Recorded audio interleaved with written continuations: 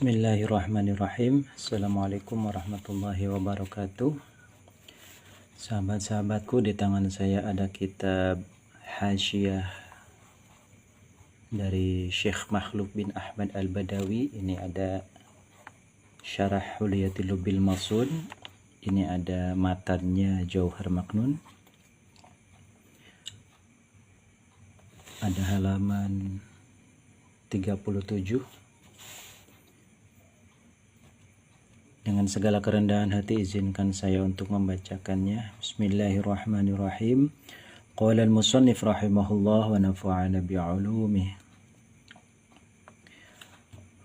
Wa rubbama ujriya mujral jahili mukhatabun in kana ghayra amili. Kaqawlina li'alimin dhi ghaflah Adh-dhikru miftahun libabil hadrah. Warubama, dan terkadang ujriya diberjalankan atau diberlakukan mujral jahili, di tempat berjalannya orang jahil, artinya tidak berilmu. Siapa mukhatabun? Mukhatab orang yang diajak berbicara. In kana, jika ada siapa mukhatab, yaitu ghairu amili, yang tidak mengamalkan dengan ilmunya. Jadi orang alim setingkat dengan orang jahil ketika dia ghairu amili, tidak mengamalkan ilmunya. Kaqaulina, seperti ucapan kami, artinya ya ulama, li'alimin, bagi orang alim, dzigoflah, yang memiliki sifat lupa atau sedang terlena. Adzikru, tegasnya lafaz adzikru ini maqulul qaulnya. Apa itu qaulina? Adapun zikir kepada Allah yaitu miftahun, kunci, pembuka, libabil hadrah, kepada pintu Hadratil Qudsiyah ya. Ini ada tulisan tegese makom kawalian ya. Ini kalimat sangat mendalam sekali. Adz-dzikru miftahun libabil hadrah. Kita bacakan saja. Aku berkata, ini Hulyatul Lubbil Masud. Qad yunazzalu, terkadang, ini qad litaklil, terkadang saja ya, yunazzalu, ditempatkan al-mukhatab al-alim bi faidatil khabar wa lazimiha. Ada orang alim tahu faidatul khabar, tahu lazimul faidah, atau bi ahadima, atau salah satu dari keduanya, faidatul khabar dan lazimul faidah, manzilatal jahili, di tempat orang bodoh. Fa qaulika litarikis salat, engkau ucapkan orang yang meninggalkan salat, wa huwa ya'taqidu wujubah, tapi dia tetap beritikad menganggap salat itu wajib. As-salatu wajibatun, adapun salat yaitu wajibatun, wajib. Li'adami jarihi, karena tidak berjalannya si tarikus salat, ala mujibil ilmi, atas dorongan-dorongan ilmu. Li'anna man, karena sesungguhnya orang, lam ya'mal bi ilmihi huwa wal jahil sawa, dia dan orang bodoh sama aja. Maka qaulina li'al alim al-ghafil an dzikrillah, ketika ada orang alim lupa zikir kepada Allah. Zikrullah ta'ala ma'a ilmihi bi annahu wasilatun ila hadratil madhkur.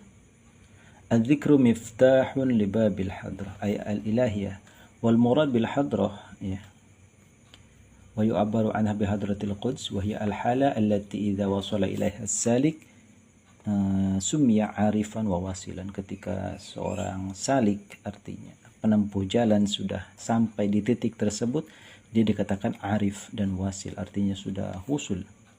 An yakuna fi halatin la yara fiha illa al-maula subhanahu wa ta'ala fadiyan anil akwan. Jadi ada makom fana ya, fana, artinya dia hanya melihat kepada Allah subhanahu wa ta'ala saja ya. Kita ulangi di sini contoh.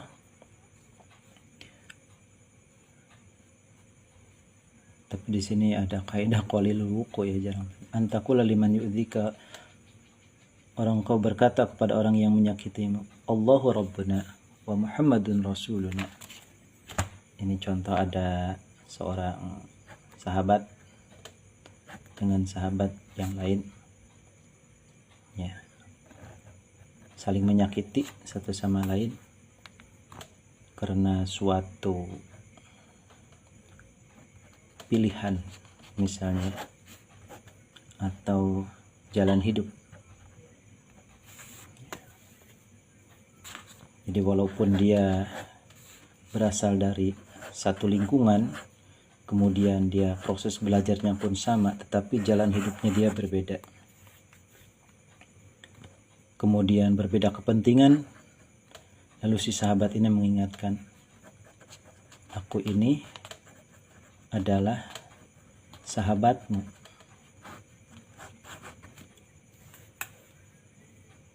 Ya, kita pernah melewati masa-masa sulit bersama, kita belajar bersama, ya, sampai akhirnya kita berbeda arah dan kita saling menyakiti. Bukan seperti itu sesama sahabat, itu maksudnya ya. Jadi kaqaulina li'alimin dzi ghaflah, mungkin si sahabat ini dibutakan oleh kepentingan pribadi atau ego ya. Yang jelas ketika sebuah persahabatan itu namanya al-mutahabbina fillah ya, dia akan menerima nasihat dari sahabatnya dan kembali merajut kembali persahabatan tersebut. Seperti itu ya sahabat-sahabatku. Ini adalah dongeng ya, sebagai pengantar tidur. Kita lanjutkan.